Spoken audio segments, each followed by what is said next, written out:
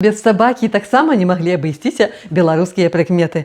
Казалі, што калі дзеўку укусіла сабака, трэба чакаць сватоў. Ох, не ведаю, ці гэта праўда, але хіба хоць нешта дзеўку суцяшала ў такой сітуацыі.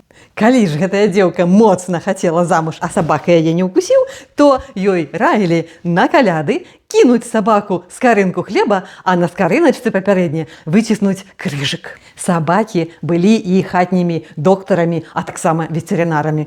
Казалі, што калі захварэла карова, то трэба ўзяць трошкі яе малачка і праз парог напаіць чорнага сабаку. Тады сабака забярэ з каровы хваробу. Таксама лічылі, што сабака можа зняць хваробу з чалавека, калі залізвае яму раны. А вось некаторыя нашыя казкі казалі, што сабака, калі здохне, можа ператварыцца ў скарб. І гэта адбываецца, калі такога хворага нямоглага сабаку падабраў, да сябе забраў добры чалавек.